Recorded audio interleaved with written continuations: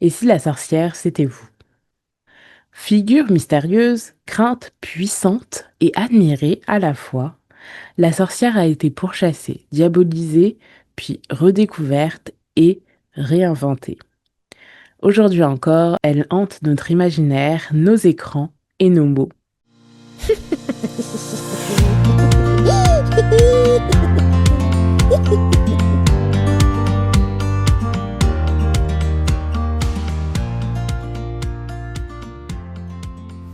Hello, je suis Sophie Darby, thérapeute coach.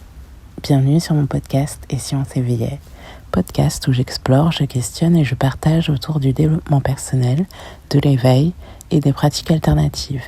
J'y accueille également des professionnels et des personnes inspirantes pour échanger ensemble sur les prises de conscience et le bien-être.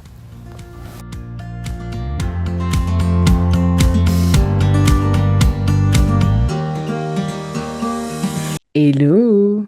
Aujourd'hui, on est dans une mini-série spéciale Samhain sur les sorcières. Et pour cette occasion, je vais vous faire une série, un épisode qui va retracer l'histoire de la sorcière jusqu'à nos jours.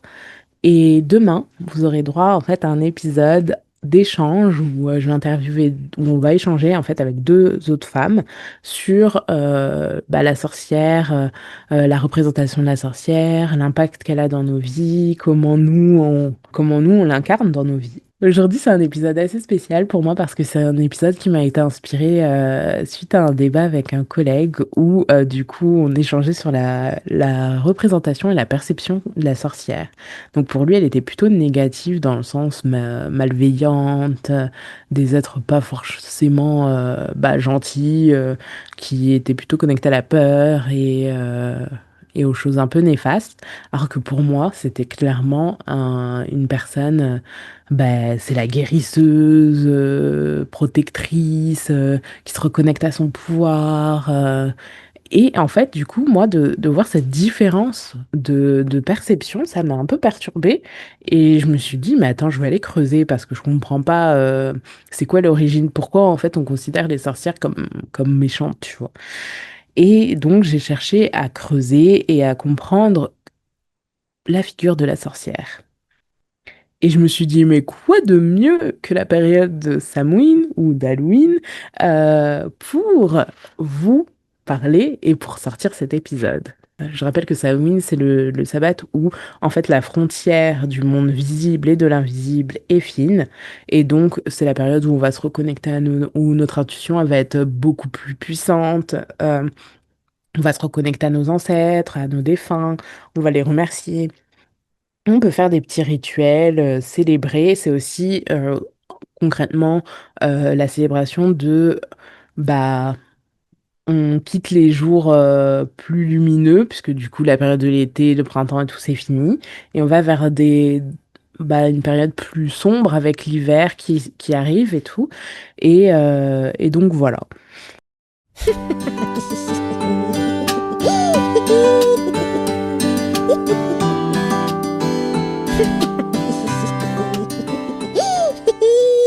Je voulais juste vous dire que, en gros, je me suis aussi inspirée de ce livre qui est Sorcière, salope féministe, qui est un livre écrit par Kristen Solé, c'est plutôt un livre féministe sur la représentation de la sorcière ou de la femme libre.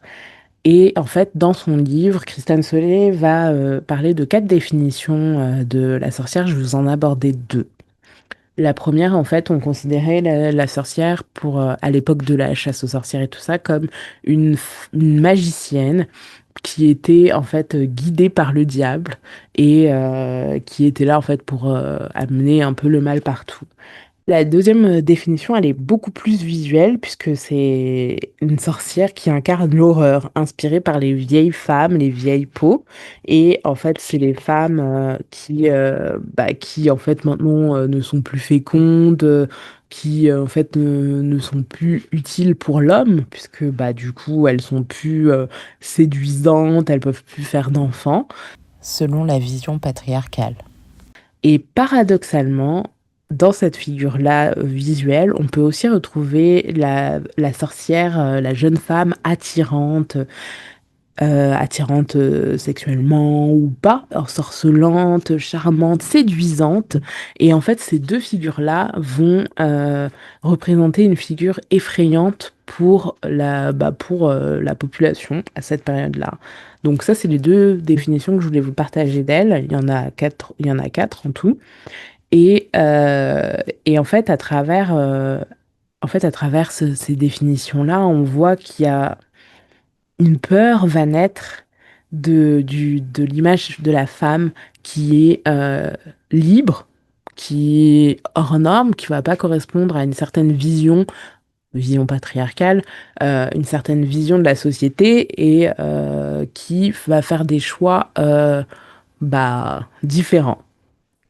À l'époque de l'Antiquité, la sorcière, en fait, était plutôt définie. C'était quelqu'un comme une guérisseuse, une sage-femme, une herboriste. Elle était plutôt connectée à des savoirs reliés à la nature et spirituels.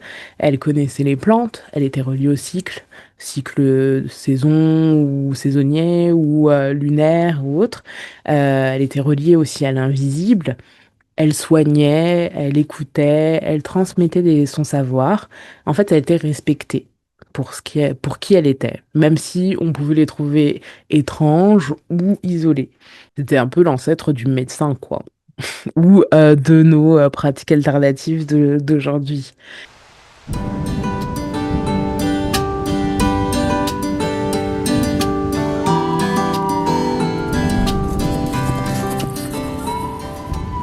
Tout va basculer au Moyen Âge. Au Moyen Âge, c'est là où la peur, la stigmatisation et les persécutions vont commencer parce que les femmes qui sont célibataires, indépendantes, reliées aux connaissances, au savoir, qui vont soigner, veuves, elles vont déranger parce qu'elles ne rentreront pas dans la case de la femme qu'on attend. Et c'est aussi un manuel, un livre qui s'appelle Malus Maleficarum, qui sort en 1486, ou Le marteau des sorcières, qui va être terrible pour ces femmes-là, parce que c'est à partir de ce livre-là qu'en fait qu'on va légitimer en tout cas la chasse aux sorcières, puisque va être décrit à travers ce livre-là l'image de la sorcière diabolique qui est reliée au diable et qui est là pour amener la peur, le mal et tout ça.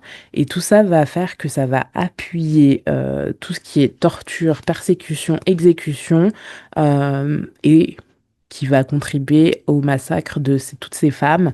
Il y avait aussi des hommes, on s'entend, mais la majorité, c'était quand même des femmes qui vont être jugées lors des procès et brûlées au bûcher.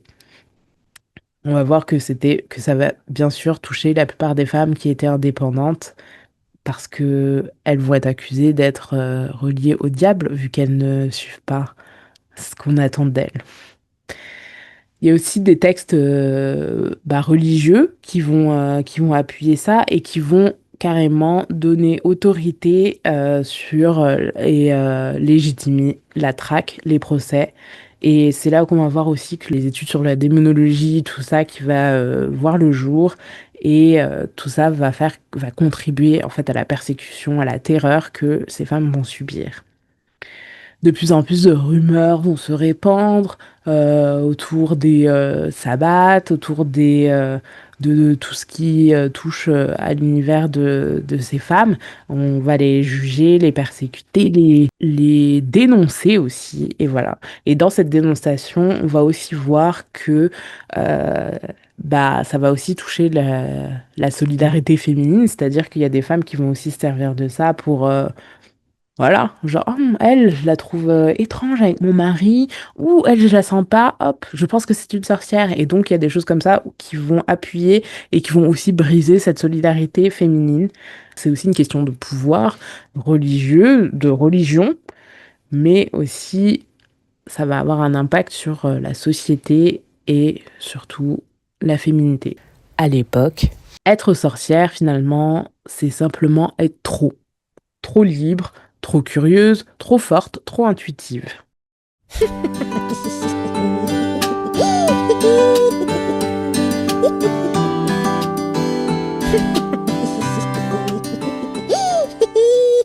Au fil des siècles, la sorcière se transforme dans les imaginaires.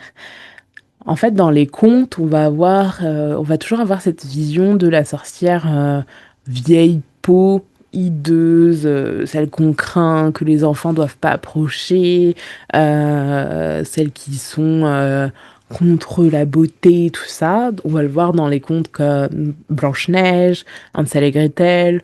Il y a aussi dans l'histoire de Macbeth de Shakespeare. C'est celle qu'on doit vaincre pour triompher de la beauté, de la gentillesse, de la vertu. Au XXe siècle, la figure de la sorcière va peu à peu se réhabiliter à travers les mouvements féministes.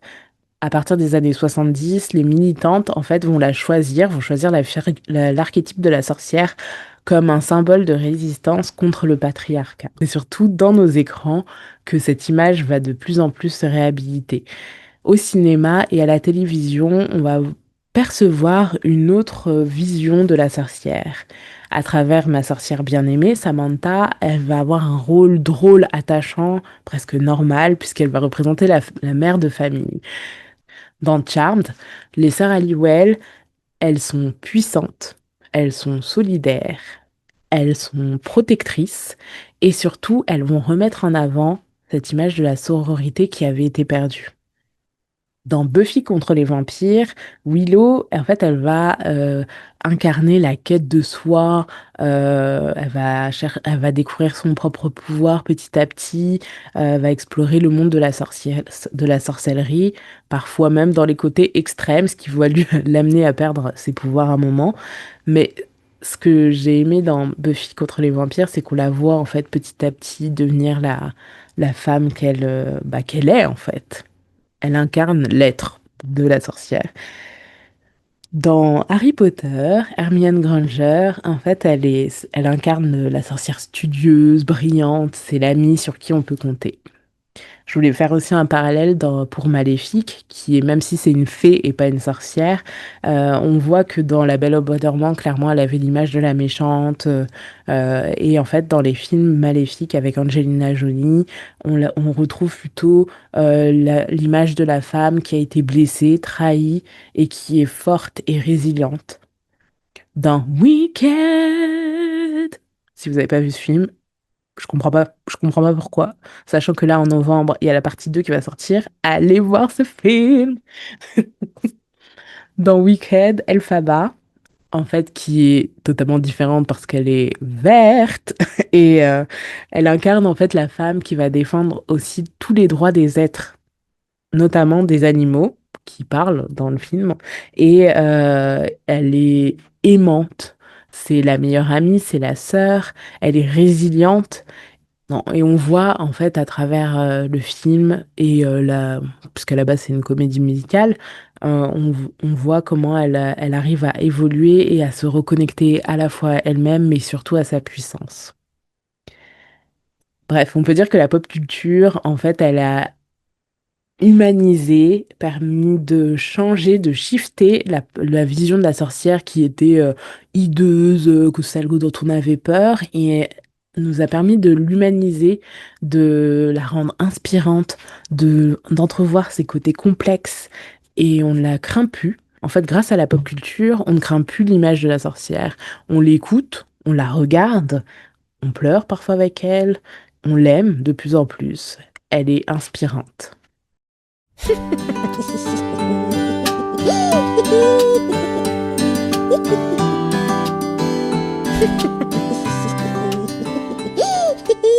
À partir des années 70, la sorcière renaît. Clairement, là, on est au maximum.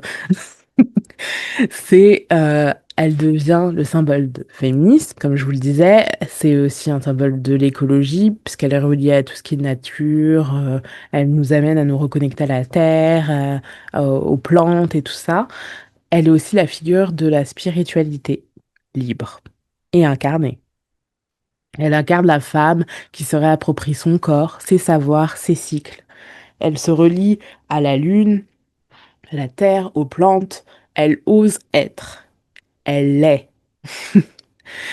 À travers les réseaux, on peut aussi l'apercevoir en train de tirer ses cartes, préparer des potions, partager les rituels qu'elle fait ou les potions qu'elle crée, partager aussi ses réflexions. On observe aussi qu'une communauté se recrée. La sororité se recrée autour de la sorcière. Elle est là pour soigner, elle s'engage. La sorcière d'aujourd'hui, clairement, elle incarne la fusion entre la spiritualité, la nature, la liberté, le choix, le pouvoir d'être à la fois individuel, mais d'être collectivement. Elle incarne une multiple diversité. Elle ne se cache plus. Elle inspire, elle parle, elle s'engage pour la justice, elle permet de transmuter le passé. En gros, moi, comment je le perçois, c'est comme si les femmes, la sorcière d'aujourd'hui, à travers leur affirmation, leur rayonnement, elles permettaient aux sorcières qui avaient été brûlées, persécutées, dénigrées, de recréer un monde où on ne les diabolise plus et on ne les domine plus. Concrètement, la sorcière contemporaine, la sorcière de nos jours, c'est la femme qui choisit d'être, qui refuse d'être dans la peur, qui écoute son intuition, qui est connectée à son féminin plus, qui transforme ses blessures en puissance. En conclusion, la sorcière qui a longtemps été et qui reste un mythe vivant, euh, est passé par la peur, par les luttes, par la lumière. Et en fait, à travers la sorcière, c'est l'histoire de femmes. Celles qui ont choisi d'être hors normes, hors des cases, celles qui ont choisi d'être libres concrètement. Kristen Solé dit: La sorcière est indubitablement la femme magique, la femme libérée et la femme persécutée, mais elle peut aussi être chacune d'entre nous. Aujourd'hui, la sorcière n'est plus un monstre à chasser. C'est un symbole à comprendre et à célébrer. Elle vit en chacune d'entre nous, chacune ou chacun d'entre nous, dans nos intuitions, dans nos résistances, dans nos transformations. Et vous, quelle part de sorcière vous incarnez? Quelle part de sorcière portez-vous en vous? On arrive à la fin de cet épisode. Merci d'avoir pris le temps de l'écouter. Si vous a parlé, si vous pensez que ça pourrait intéresser quelqu'un, n'hésitez pas à le liker et à partager. Pour ceux et celles qui souhaitent que j'aborde certains sujets, qui souhaitent me partager des sujets que vous voulez dont je parle, vous voulez témoigner ou que je vous interviewe, vous pouvez m'écrire à essionseveillait@solaressence.com. En tout cas, je vous souhaite de passer une belle journée ou une bonne soirée en fonction du moment où vous m'écoutez. Et puis, je vous dis à demain pour le deuxième épisode de la série de podcast sur Spécial Samhain, sur les sorcières. À demain. Bye!